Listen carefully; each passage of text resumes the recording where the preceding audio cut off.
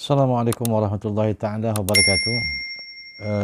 Dinukil di kitab Al-Manhajus Sawi karangan dari Al-Habib Zain bin Ibrahim bin Semit di dalam satu pasal tentang adab yang selayaknya dimiliki oleh seorang pendakwah adalah dikatakan di sini waqala Syekh Al-Imam Ahmad bin Zain Al-Habsyi radhiyallahu ta'ala anhu, berkata Al-Imam Al-Habib Ahmad bin Zain Al-Habsyi, beliau mengatakan yang bagi liman arada tahdiran nas min muamalati muslimin, selayaknya bagi orang-orang yang ingin memberikan peringatan kepada manusia tentang cara bagaimana mereka bermuamalah kepada manusia, ketika orang itu yang akan kita berikan peringatan tersebut dia itu seorang yang zalim atau seorang yang menipu, au ghaira dzalik mimma yujibun nusa, atau yang lain-lainnya dari sikap mereka yang memang mereka ini wajib untuk dinasihati. Itu kata beliau Habib Zain Al-Habsyi untuk menasihati mereka ini, yang pertama an la yaqsida tadmimahu wa tanqisahu. Janganlah sekali-kali ketika engkau memberikan nasihat kepada dia, engkau menghina orangnya ataupun apa yang dia perbuat, atau menganggap orang tersebut kurang dan lain sebagainya. Jangan ketika kita memberikan peringatan kepada mereka, kita bersentuhan langsung dengan perbuatan yang mereka lakukan. Karena hal yang demikian itu bukan akan menambah mereka akan kembali kepada Allah, akan tobat kepada Allah dari perbuatan yang mereka lakukan. Justru mereka akan lari dan berpaling. Nah, jadi sebisa mungkin, kata beliau, ketika kita memberikan nasihat kepada orang yang akan kita berikan nasihat, karena memang memberikan nasihat ini kewajiban ya, kewajiban kita semua, bukan hanya kewajiban seorang ulama, seorang kiai, enggak. Kewajiban kita yang tahu bahwa itu perbuatan maksiat dan tahu kalau itu perbuatan salah, maka kita harus ada rasa kepedulian dengan kita memberikan nasihat kepada mereka. Tapi walaupun demikian ada caranya, ada triknya. Jangan sampai orang yang akan kita berikan nasihat itu merasa justru mereka itu tambah jauh dari sebab omongan kita ini. Justru bagaimana kita merangkul mereka, ya, mengajak mereka sehingga mereka bisa bertobat kepada Allah SWT. Nah, mungkin ini sebagai contoh juga ya, tentang apa yang saya sampaikan tadi ini telah dilakukan oleh seorang ulama besar, yaitu Al-Habib Umar bin Hafid, ketika dalam satu perkumpulan di Malaysia beberapa hari yang lalu, ketika ada seorang LGBT ya langsung bertanya kepada beliau, ya langsung menanyakan kepada beliau. Yuk kita dengarkan bagaimana jawaban Habib Umar kepada beliau. Saya mewakili daripada transgender ataupun golongan-golongan LGBT. Di sini saya ingin tanya dengan Habib sendiri,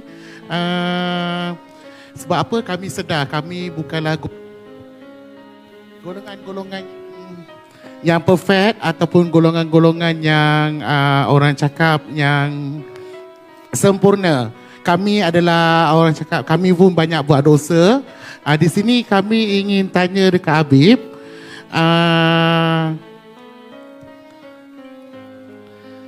kami ingin bertanya kepada Habib, kebanyakan masyarakat telah pun menghukum ataupun telah meletakkan hukuman ke atas golongan-golongan seperti kami adalah di neraka. Jadi saya nak tanya dengan Habib sendiri, apa pendapat Habib tentang golongan-golongan transhuman ataupun golongan-golongan LGBT di dunia ni lah. Sebab apa kami ni semua golongan-golongan LGBT ni sebenarnya kami masih lagi mencari jalan ke Allah. Contohnya pada malam ini, apabila kami mendengar Habib Umar datang ke Malaysia,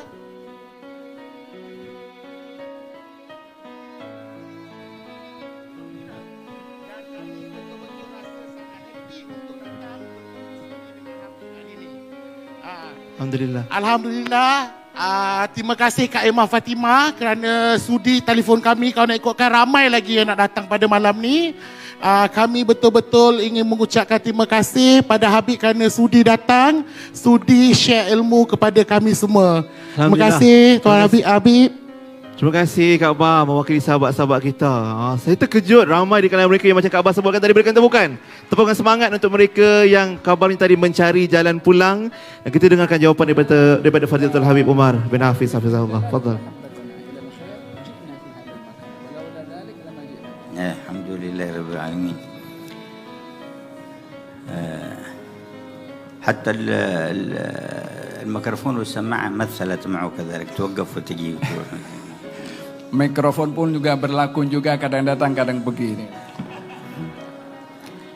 نقول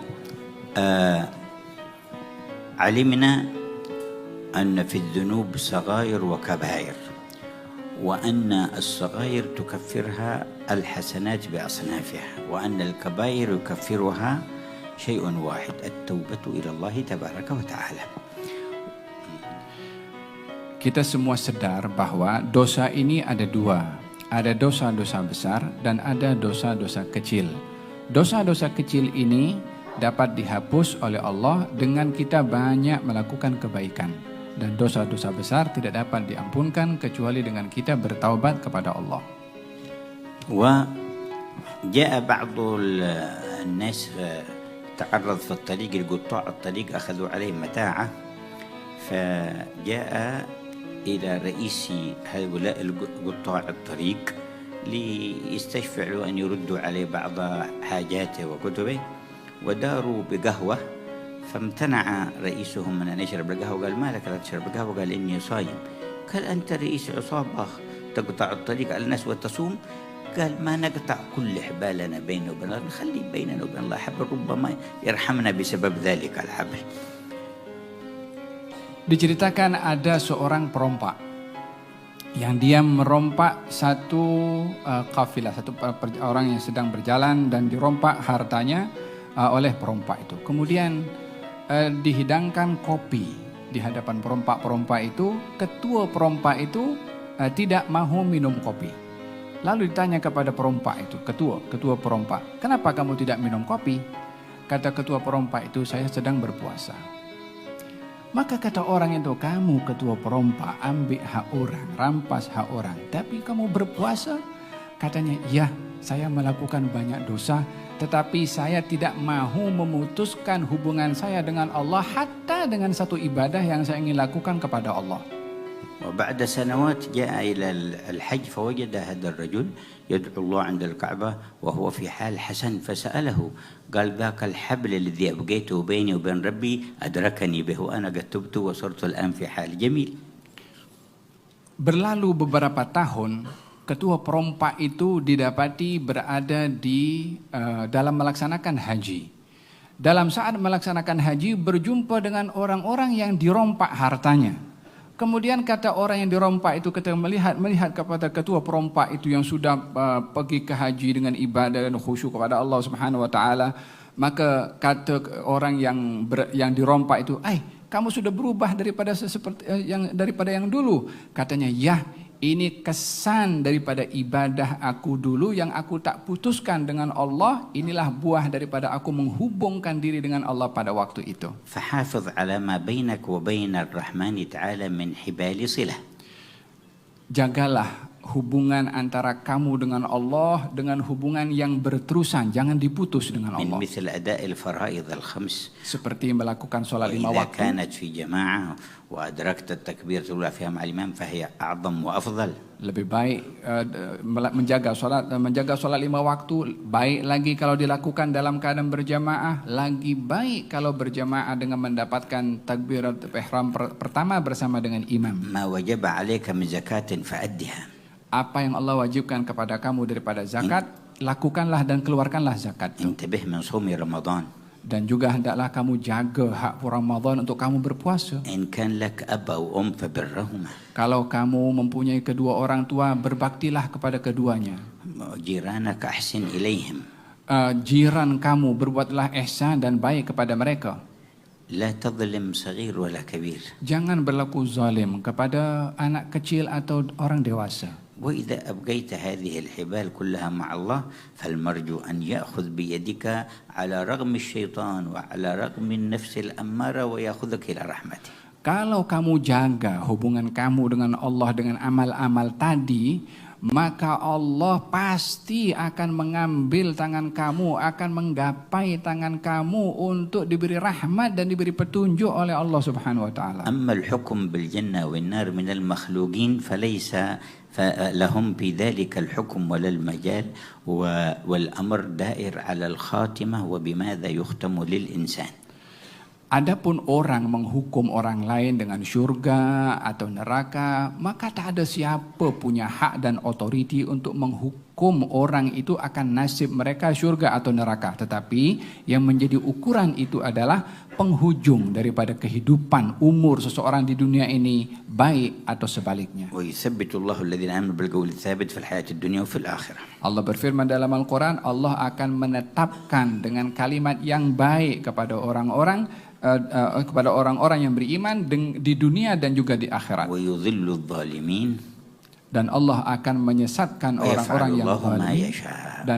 Dan Allah itu berhak untuk berbuat apa saja yang diinginkan. كان سيدنا معروف الكرخي مع جماعة من أصحابه فإذا بشباب عندهم طيش ويشربون الخمر المحرم وهم في زورق في البحر أمام الناس يتظاهرون بالسوء فقالوا يا شيخ ادعو الله على هؤلاء أمام الناس ما يستحون فرفع يديه وقال اللهم كما فرحتهم في الدنيا ففرحهم في الآخرة. Seorang alim besar bernama Ma'ruf Al-Karhi ketika berjalan dalam satu kawasan di tepi satu laluan melihat ramai anak-anak muda sedang berfoya-foya, sedang bergembira sambil minum arak dan melakukan tindakan-tindakan di luar kewarasan dan akal sehat. Terlalu gembira. Maka Ma'ruf Al-Karhi bersama dengan beberapa orang bersama dengannya diberitahu kepada Ma'ruf Al-Karhi, wahai Syekh, doakan mereka ini supaya dibinasakan oleh Allah Subhanahu wa taala karena perbuatan mungkarnya itu. Maka Ma'ruf Al-Karhi mengangkat tangan kepada Allah, katanya, ya Allah, seperti mana engkau beri kegembiraan kepada mereka di dunia, berikan kepada mereka juga kegembiraan nanti di akhirat. قالوا طلبنا منك تدعو عليهم فدعوت لهم. Kata anak muridnya mengatakan, kami minta kepada engkau wahai Syekh untuk mendoakan kebinasaan untuk mereka, bukan engkau mendoakan kebaikan untuk mereka. قال إنه لا يفرحهم في الآخرة حتى يتوب عليهم في الدنيا. Katanya mereka itu tidak akan diberi kegembiraan nanti di akhirat, melainkan Allah akan memberikan hidayah kepada mereka untuk bertaubat di dunia. وما أتم كلامه إلا وكان زورق هؤلاء الشباب يمشي نحو البر حتى خرجوا جميعهم وجاءوا إليه وتابوا على يديه. Mereka laki-laki yang sedang minum arak itu di atas perahu ketika setelah didoakan oleh Syekh Ma'ruf Al-Karhi tadi, mendekat perahu itu ke tepi pantai dan datang mereka kepada Ma'ruf Al-Karhi dan mengatakan, aku bertaubat kepada Allah disebabkan doanya tadi. يا تواب تب علينا وارحمنا وانظر